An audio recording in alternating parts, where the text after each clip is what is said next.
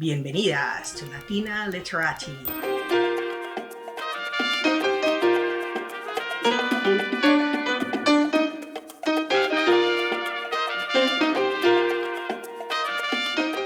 The channel for those of you that want to learn about interesting places, great people, and fascinating books. This is the channel for you.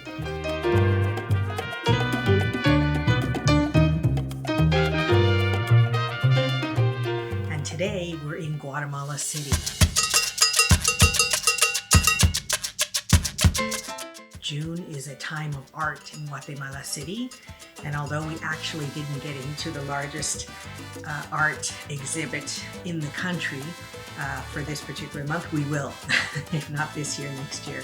But there's all sorts of art in the streets, on murals, in installations, at hotels, and we're going to share some of those with you. We're going to also talk about how artful it is when people prepare their wares at the Mercado Central, and they prepare it in very beautiful, very colorful presentation. And so we'll take you there and share with you some of the wonderful artistic pleasures of all the senses. We like to begin with a historical context. As you recall, in my video on Antigua, I'll link it here, Guatemala City is the fourth capital of Guatemala.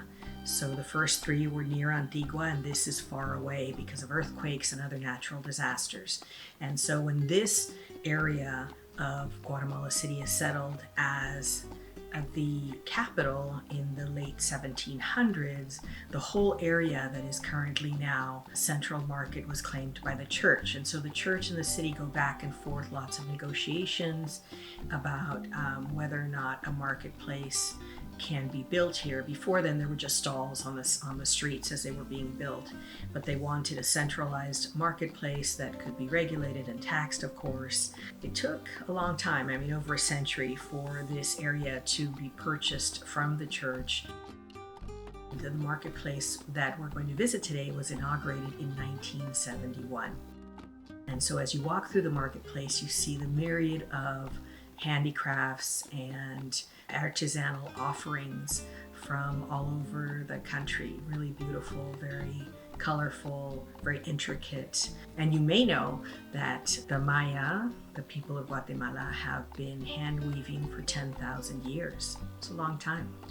So it's very much an integral part of the Maya art, the weaving that you see in the handicrafts, and also the marketplace. Marketplaces are an integral part of Mayan daily life, and they're an integral part of Guatemalan daily life. So everybody comes to the Mercado for all sorts of things. Today we're going to treat you to a special outing to Doña Mela's. And Doña Mela is a woman who set up shop in the marketplace to sell street food, and it's very delicious street food. So we're going to taste some today.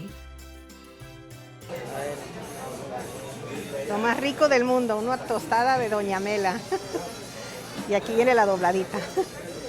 And we're going to talk to her grandson, who is the third generation of the family that has been attending to customers that come from all over. 60 años tienen. Increíble.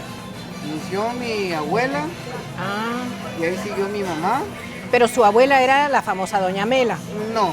Su mamá. Mi mamá era... es la famosa no, Doña ya Mela. falleció. Ay, Hace disculpe. 9 años. Sí. Falleció hace Sí. 9 años. ¿Y cuántos familiares trabajan aquí? Nosotros somos 4 hermanos. Bueno. 3 hermanas y yo. Qué bien. Pues nos encanta la comida. Qué bueno. Y aquí nos esperamos siempre. Gracias. Estamos aquí para servir. Bueno, muchas gracias.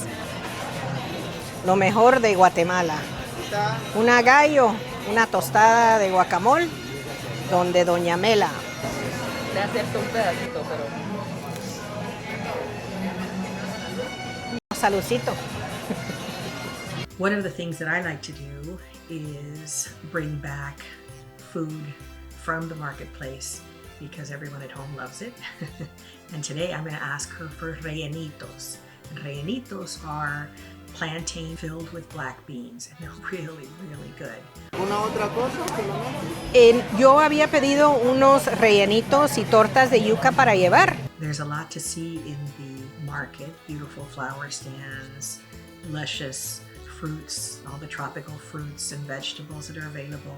But it's also of interest that it's the women. It's the women, and sometimes you'll see first generation, second generation, sometimes 3 generations or even 4 together selling at the market. It's a very female-orientated part of the economic life in the marketplaces all over.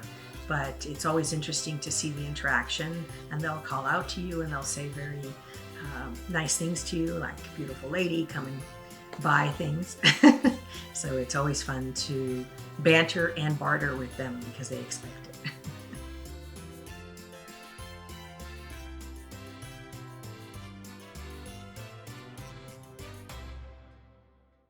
Next, we're going to go to an arts district called Grados Norte. And so this arts district has its origins in 2002 when the city of Guatemala decides to set aside this area, revitalize it, make it pedestrian, and it's just filled with art galleries and art on the walls and art installations, and here you can see some of those, and lots of restaurants and a lot of other cultural activities. It also includes one of the most important culinary academies as well as a technology center. So it's a really young kind of hip vibe, and there are buildings going on all over, there are buildings going up all over this area because lots of people want to live here. And so here you can see some of the things that we saw as we walked along the beautiful streets of Grados Norte.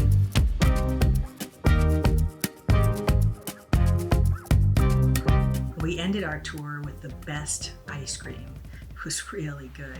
It's the Italian style ice cream of gelato, dolce gelato, which is across the street from one of our favorite vegan restaurants, Moonrise, has the best artisanal gelato in Guatemala, and they have vegan and non-vegan offerings, so it's very, very good. I tasted the chai latte, it was really good. But I actually had the cardamom and the ginger, which were also just delicious. So if you're in Guatemala City and you go to Grados Norte, try dolce gelato. Yummy, yummy, libre. And now for my favorite part of the video, the book recommendations.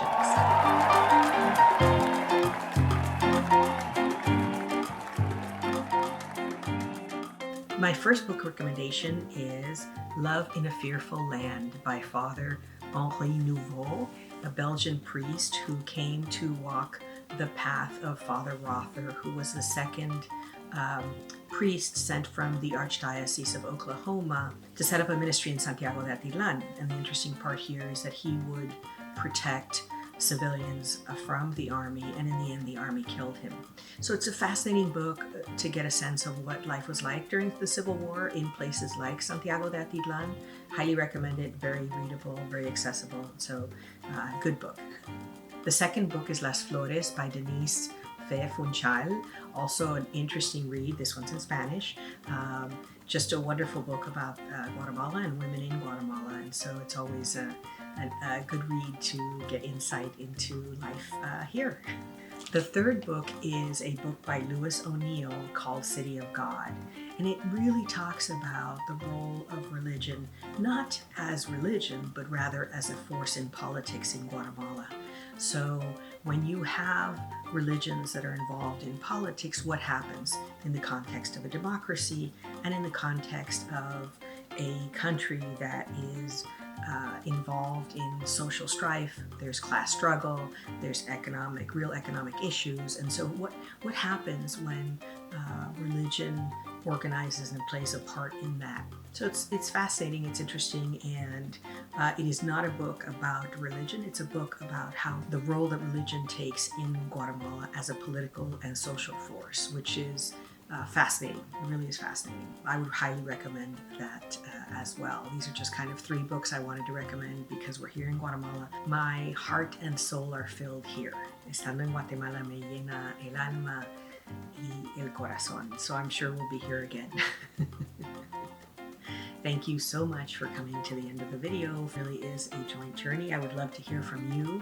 What are the things you'd like us to talk about? Any books that you've read that you recommend, please comment, please like, please subscribe. And as always, we wish for you salud, cariño, y mucho amor. Gracias.